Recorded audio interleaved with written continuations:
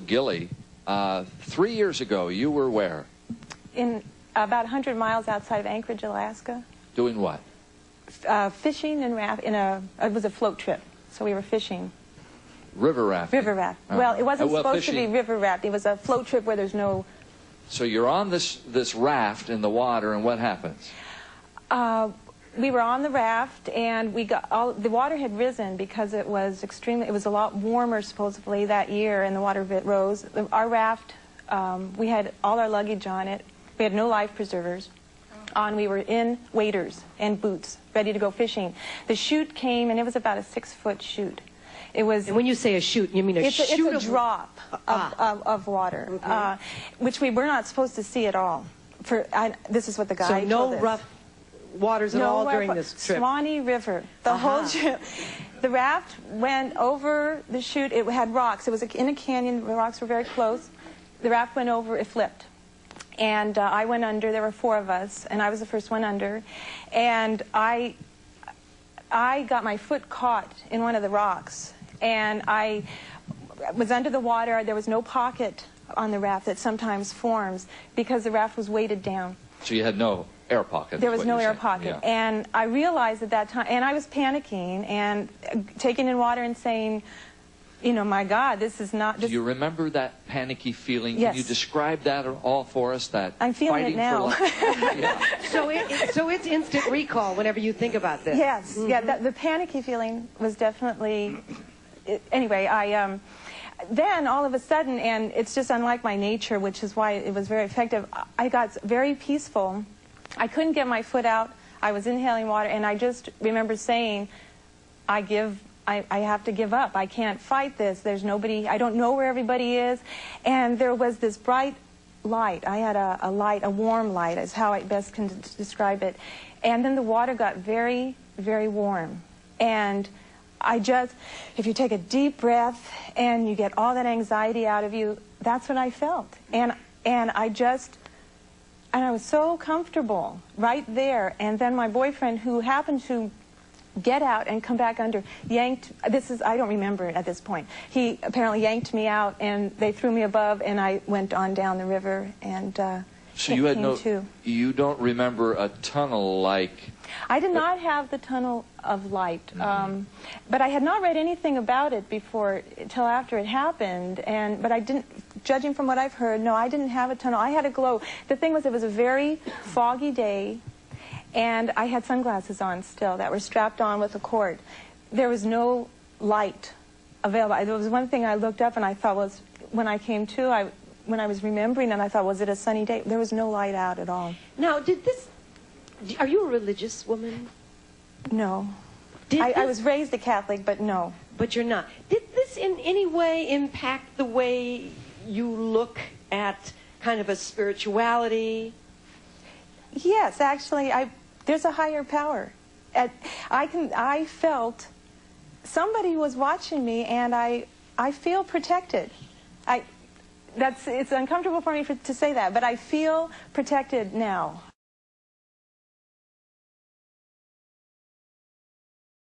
Experiences as a physician. Now, doctor, please let me interrupt you, only so everybody will know who's talking. Dr. Melvin Morse has written a book called Closer to the Light, where he examined children who have gone through near-death experiences. Please continue. When I first heard these experiences, I always assumed that drugs cause these experiences. In fact, when I did my study in Seattle, I was looking at what drugs possibly cause this experience. And so when I first heard experiences like yours, I just assumed they were somehow drug-induced. And what's fascinating about what you've said is that you weren't on any medications at the time, you weren't taking any drugs, you weren't being resuscitated from a cardiac arrest, and yet you had, to me, the identical experience of this light. And not just a bright light, but really a spiritual light. Well, let's move on and meet Wes.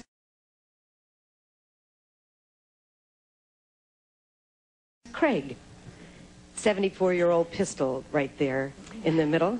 In 1948, you became deathly ill with meningitis. What happened to you? I became very, very sick, deadly ill with meningitis. My fever got up to 108 degrees. I was rushed to the hospital. They took a spinal tap out of me and found the fluid, and then I passed out. I was in a coma. All of a sudden, something strange happened to me. There was a long black tunnel, about 100 yards long, and at the end of that tunnel was a light. I started walking and walking closer and closer to that light. I was scared. I didn't know what was happening to me. I finally reached the end of the light, and there I looked out, and it was just a blazing white light, the prettiest thing I ever saw, a warm, comfortable, loving light. Then I heard a voice. "We've been waiting for you, Wes. You may step across."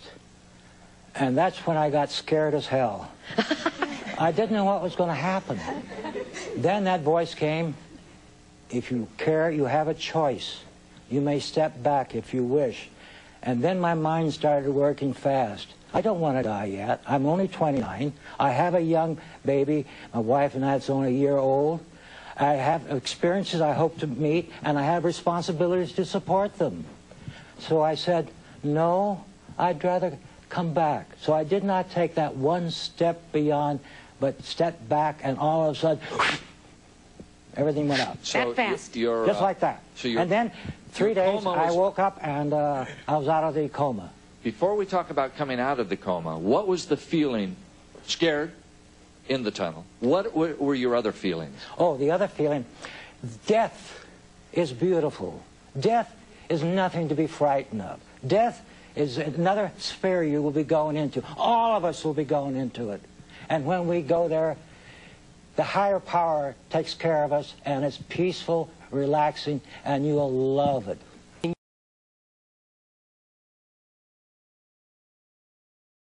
Now, Doctor, it's very interesting. You've done this study with children in near-death experiences. You listen to this and Wes' impassioned explanation of a higher power, yet you don't believe in life after death. I wouldn't say I don't believe in life after death. What I would say is that these experiences, in my mind, aren't proof of life after death, but rather they're proof of something actually more exciting to me, and that is that people have this spiritual experience when they die. And I absolutely agree with you, Wes, is that I think that this is an experience which will happen to everyone when they die, that these experiences are not caused by drugs or hallucinations or a lack of oxygen to the body, which we scientifically studied at the University of Washington in Seattle, but rather this is a natural and normal experience. And then as a physician and a scientist, I have to step back and I have to say, I can't say what this light is. I just, so I'm not saying I don't believe it, I don't disbelieve it, but I do know that this is something normal that happens to people when they die.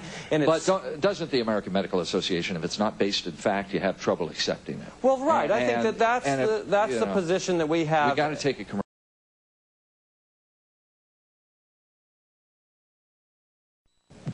I had a second near-death experience, December 7th, 1941, Pearl Harbor. I'm a survivor. I was dogging down our porthole in my stateroom. Something said, "Get the hell out, leave, quick." I left quickly through the passageway, through the wardroom, out on the main deck, and then, boom, a bomb hit right where my cabin was. I would have blown up to kingdom come, but something, my guy told me to get the hell out fast. So to answer this question over here,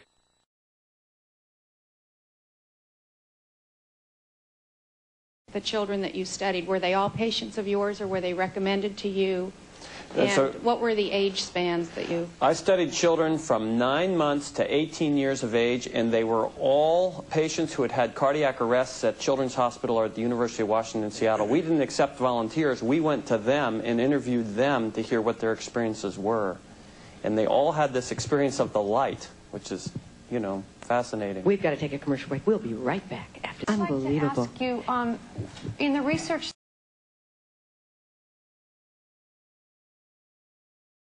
Had not a peaceful kind of drowning near-death experience. What was yours?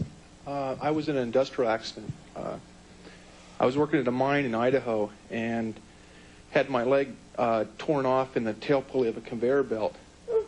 And I was in it for over an hour, slowly bleeding to death. And during that time, I had an out-of-body experience. I never lost consciousness, and I had friends I'd known most of my life supporting me, and relayed that information that I was maybe 25 feet up looking down at myself and the situation. And I went back and forth twice. Did you ever experience the tunnel or a light? No, the only lights I saw were of a pickup rounding a corner, and to bring some tools back to get me out of this thing. They had been lost earlier, and I could see the pickup before anyone else could. So, but you were near death. I mean, you were bleeding to death. So we assume that your vision from up above was a near-death experience. But you were conscious. That's interesting, Doctor. Well, Can that absolutely, because he's the perfect example of what I was trying to illustrate, is that he had just the first stages of this experience. He was conscious. He wasn't truly at the brink of death. His heart hadn't stopped beating. And yet he had the first stage, which was to float out of his body and see what was going on around him. Then the second and third stages of this experience come into play. If you had become more critically ill and hadn't been resuscitated, that's when you would have had the tunnel experience and then this beautiful light. Marcy, you want to make Well,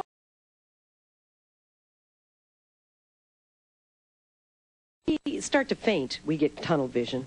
Lots of things happen to us neurologically that kind of sound like these experiences. Could this, in fact, just be a physiological response to crisis or to injury? Absolutely not. The members of my research team are neurologists, the head of child neurology at Children's Hospital in Seattle, the head of the intensive care unit at Children's Hospital in Seattle. We looked at precisely those issues and found this is not fainting, these are not dreams, these are not drug-induced hallucinations. They are real experiences that happen to people when they die. Let me just tell you that John has had an out-of-body experience, he says, because of morphine. I was in the hospital with severe pain from colitis, and they were administering a lot of morphine, and I had simply come out of my body to look down at my body about 8 feet above the bed. And I think it was sort of psychological in a sense, too. I wanted to leave the occupancy that was causing me so much pain. I am willing to bet anything that if we went through your medical records, we would find that you, in fact, had a near-fatal experience. We interviewed hundreds of people who were overdosed with morphine. Not one of them had this experience. The last person who told me just what you said, an emergency room physician, said, "Oh, yeah, I had that experience. It was an anesthetic reaction." We went through his medical records and found he had actually had a near-fatal experience on the operating room table he had never been told about. Well, I've also left my body, I'd say, in a dream, and had the recollection of flying or traveling. Out-of-body experiences are well known. Yeah, we need to have we need to have you back in a couple of weeks when we do kind of astral projection, John. I mean, during that show, we're talking about astral sex, too. That's right. Well, John will love it. I don't know. Is that the Mile High Club or something? I'm not sure. But, yeah, I mean it.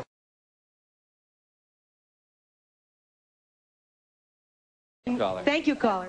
I have a question.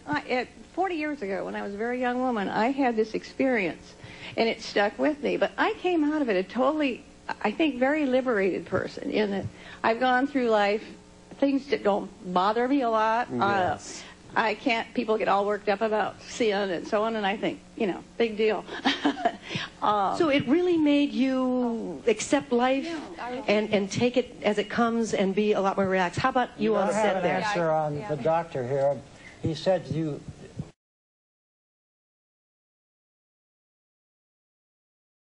Hold on, could we pull this camera back a little bit so we can see? Thank you. 3 of these people had near-death experiences regarding water, and 1 was with an illness. I wonder what would happen if this was an auto accident, or if there was... These people were whole and intact, number 1. All body parts were there. Secondly, when you're drowning, it's a very slow process, so you're kind of going... well, it's not real slow, but you're going unconscious in a gradual manner. If this were an auto accident... A little more violent, maybe? Right.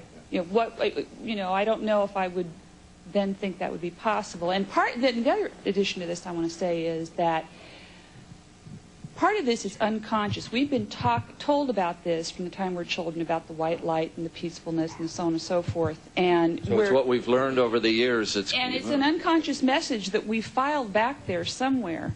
All right, let's let the doctor answer, because we understand what the question is, and it's a good one. Doctor.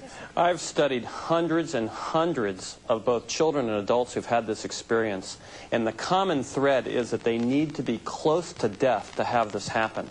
And it doesn't matter whether it's a car accident or a near drowning, or most of my patients are cardiac arrest resuscitation patients. So they have truly, they're real-life flatliners. They have truly been to the brink of death.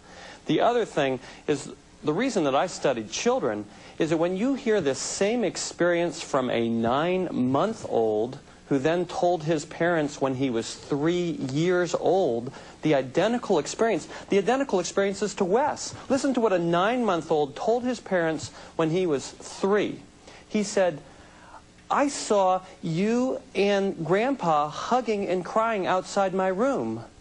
And I don't know why. And then I saw a tunnel, and I crawled up that tunnel, and then there was a beautiful light." And listen to the 9-month-old's vision of heaven. "I could run and jump and double jump in heaven." So that can't be from cultural contamination from a 9-month-old telling his parents at age 3. Now,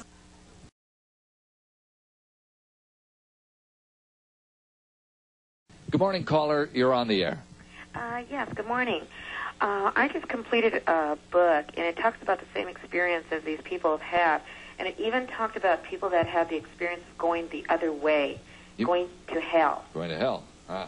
And I wanted to ask the doctor about anybody that had that experience that he's written about. I've studied children, and children simply do not have that experience. They have that wonderful experience of a light. Some adults, about 10-20% of the time, do describe hellish experiences. So you have heard of experiences people have had going the other way? Interestingly enough, only in adults. And children, see, children haven't sinned enough yet. That's probably why. Well,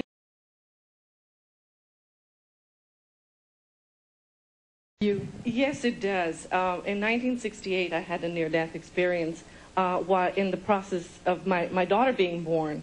And I remember coming back from the tunnel, and it was like a vertigo. It was a black tunnel with a light behind me, and it was a whoosh. And I remember smiling because I heard the nurses and the doctor, really shuffling around, and one of them was hitting my face, and I could see them around me, and said, "God, we almost lost her." You wanted to ask the doctor about the baby. Yes, I wanted to know if if she had the experience I had. And another thing is that there is a definite message with having a near-death experience. We come back as totally spiritual beings, and we know that death is not the end. Well, we have to take a commercial break, but when we come back, maybe you'll answer whether or not her daughter, brand new as she was, might have experienced the same thing. We'll be right back.